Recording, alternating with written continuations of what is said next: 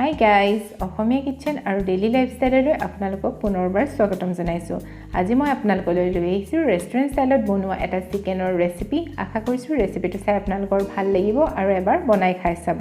তাৰ কাৰণে এটা মিক্সি জাৰত মই লৈছো এচামুচ জালুক, গোটা জালুক, এচামুচ ৰেড চিলি পাউডাৰ, তাৰ হলনি আপোনালোকে গোটা শুকান জলকীয়াও দিব পাৰে আৰু প্ৰায় 10টা মান কাজু লৈছো, দুটা কেঁচা জলকীয়া আৰু এটা ডাঙৰ সাইজৰ বিলাহী। জ্বলাৰ পৰিমাণটো আপোনালোকে নিজৰ সোৱাদ অনুসৰি দিব পাৰিব আৰু এতিয়া এইখিনিৰ এটা মই স্মুথ পেষ্ট বনাই লৈছো। এতিয়া মই লৈছো অলপমান চিকেনখিনি মই নিমখ আৰু হালধি সানি অলপ সময়ৰ কাৰণে মেৰিনেট কৰি ৰাখিছিলো আৰু এতিয়া কেৰাহীত লৈছো মই অলপমান ৰিফাইন তেল গৰম হৈ আহিলত ইয়াত দিছো মই গোটা মছলা। তাৰ কাৰণে ব্যৱহাৰ কৰিছো মই তেজপাত, লং, ইলাচি, দালচেনি আৰু অলপ এটুকুৰা জিৰা আৰু এটুকুৰা জাবিত্ৰী। এতিয়া মই দুটা মিডিয়াম সাইজৰ পিয়াজ মিহি মিহিকে কাটি লৈছিলো, সেইখিনি ইয়াত দি দিছো।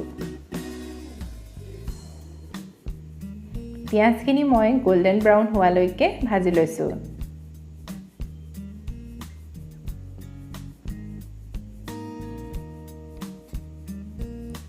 পিয়াজখিনি প্ৰায় ভজা হৈছে আৰু এতিয়া ইয়াত দিছো মই 2 চামুচ আদা নহৰুৰ পেষ্ট। এতিয়া মই আদা নহৰুৰ কেঁচা গোন্ধটো যোৱালৈকে ভাজি লৈছো।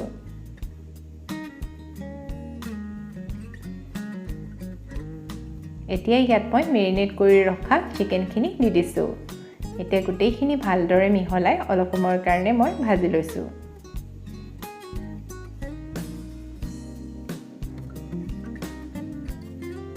ইয়াত দিছো মই এতিয়া এচামুচ মিট মছলা,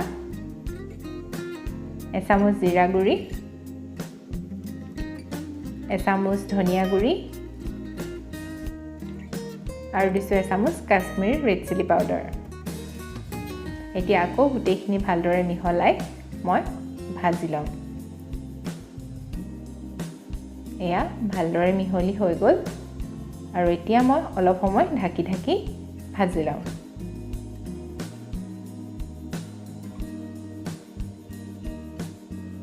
এয়া মছলাখিনিও ভালদৰে ভাজ খাই গ'ল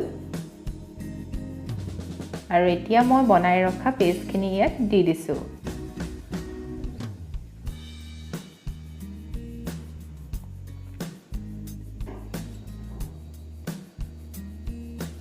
এতিয়া গোটেইখিনি মই আকৌ ভালদৰে মিহলাই লৈছো।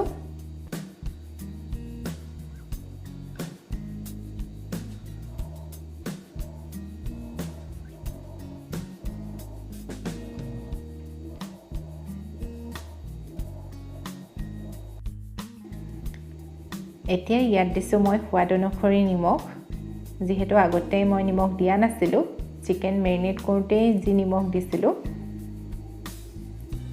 আৰু এতিয়া মই 5 মিনিট মানৰ কাৰণে ঢাকি ভাজি লম, যেতিয়ালৈকে ইয়াৰ পৰা তেল বিৰিঙি নাহে আৰু মছলাখিনি ভালদৰে ভাজ খাই নাযায়।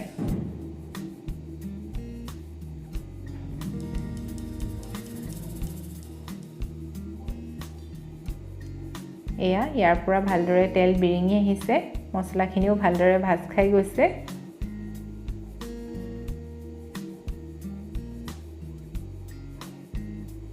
এতিয়া ইয়াত দিছো মই অলপমান গৰম পানী।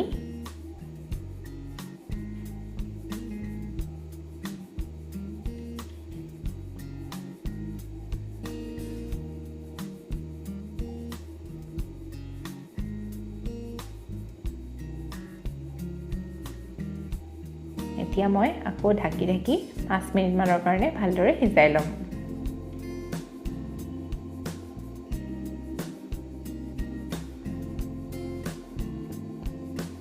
এতিয়া ইয়াত দিছো মই এচামুচ গৰম মছলা, ভালদৰে মিহলাই দিছো। আকৌ অলপ সময়ৰ কাৰণে মই ঢাকি সিজাই লম। এয়া প্ৰায় হৈছে আৰু গ্ৰেভিটো ডাঠ হৈ আহিছে আৰু এতিয়া ইয়াত দিছো মই অলপমান কচুৰি মেথি।